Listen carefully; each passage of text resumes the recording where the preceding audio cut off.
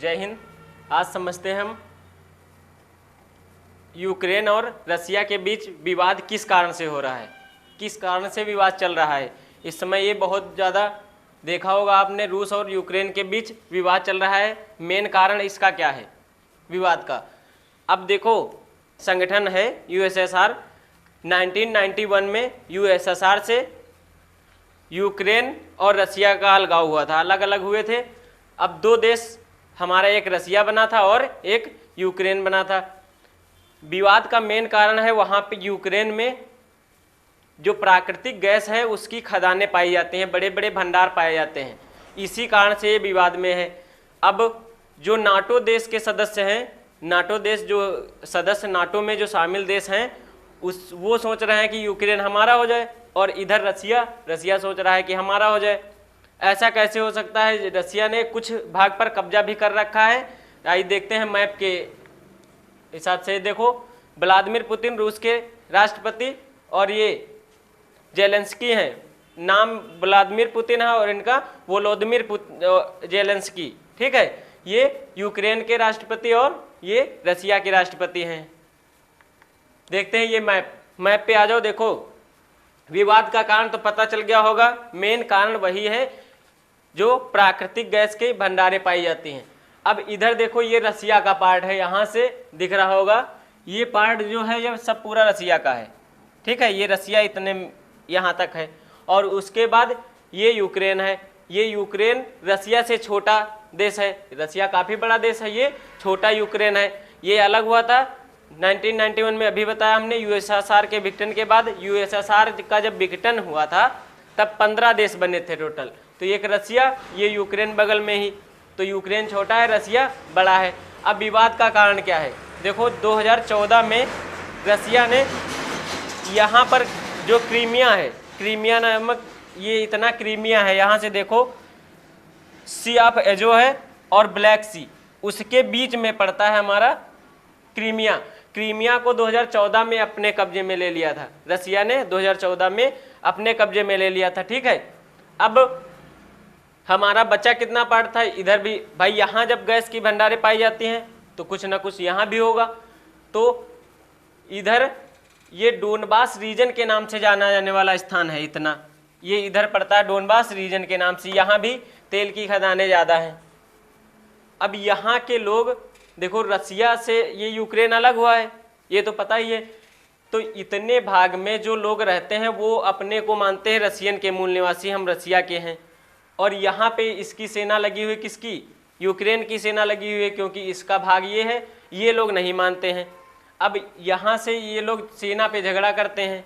अब सेना सिविलियंस पे वार नहीं कर सकती, इसी कारण से वहाँ की सेना काफ़ी मारी जा रही है।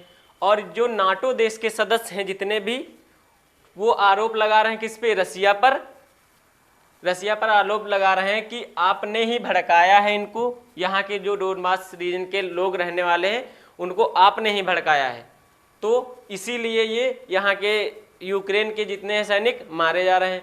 अब रसिया पे आरोप ये लगा है, रसिया इसको अपने कब्जे में करना चाहता है, इतने भाग को।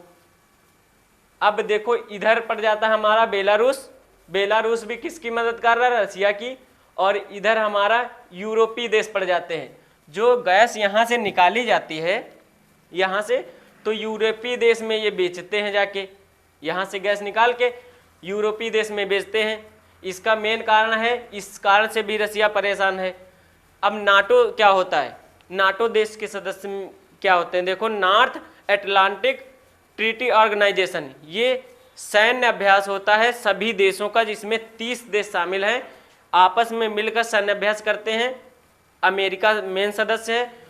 ये नाटो में यदि शामिल हो जाए यूक्रेन तो 30 देशों में शामिल हो गया। 300 देशों की सेना को इसकी मदद करनी पड़ेगी, यूक्रेन की। अब नाटो में यूक्रेन को ना शामिल करे, इसी कारण से रसिया ने धमकी दे रखी है कि इसको, अमेरिका को नाटो में शामिल किया तो अच्छा परिणाम नहीं होगा, इसको शामिल ना कर ले। लेकिन अमेरिका ने ये मना कर दिया है कि हम इसको नाटो में नहीं लेंगे। नाटो तो समझ गए होगे ना। ये देखो, यदि नाटो में शामिल हो जाता तो यूक्रेन जितना भी है, यूक्रेन की सेना पर यदि हमला करता हमारा रसिया, तो माना जाता कि अमेरिका पर हमला हो रहा है, तो उसको मदद करनी होती। अभी 23 तारीख को ऑफिशियली अमेरिका के जो राष्ट्रपति हैं जो बाइडन, उन्होंने कहा है कि हम यूक्रेन की मदद नहीं करेंगे, अपनी सेना यूक्रेन की मदद के लिए नहीं भेजेंगे। अब यूक्रेन अकेला पड़ गया है और लगातार रसिया की तरफ से वार किए जा रहे हैं। यहाँ के काफ़ी सिविलियंस मारे जा चुके हैं, काफ़ी सारे जहाज ध्वस्त हो चुके हैं यहाँ। अब मेन कारण तो पता हो गया किस कारण से, गैस की भंडार के कारण। और ये यहाँ के जो सिविलियंस हैं उनके द्वारा सेना मारी जा रही, ना कि रसिया के द्वारा। जब आरोप लग गया तो रसिया ने भी थोड़ा सा एक्शन में आने की कोशिश की है। अब यूक्रेन की साझेदारी देखो, यूरोपीय देश में ये जो अनाज वगैरह है, यहाँ पे यूक्रेन में 30 लाख आबादी ग्रामीण आबादी है। तो ग्रामीण आबादी क्या करती है? खेती करती है। तो खेती से यहाँ के जो उपजाऊ वस्तुएं हैं वो यहाँ पे यूरोप देशों में, जो यूरोपीय देश हैं इतने भी, वहाँ सप्लाई करता है।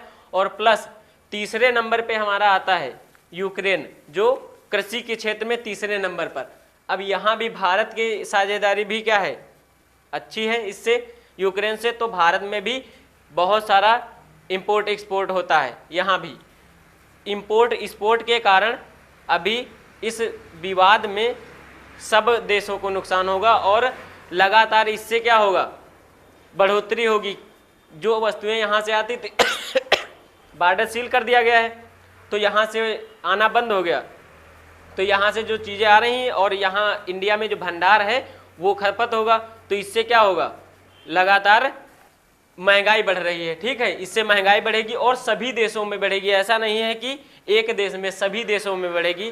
तो नुकसान, क्योंकि इससे भी साझा अच्छा है, यूक्रेन से भी और रसिया से भी। किसकी भारत मदद करे, इससे समझौते के लिए भारत बात कर रहा है, लेकिन ऐसा शायद हो नहीं सकता है। आगे देखेंगे नेक्स्ट वीडियो में कि समझौता होगा तो कैसे होगा। ठीक है, जय हिंद।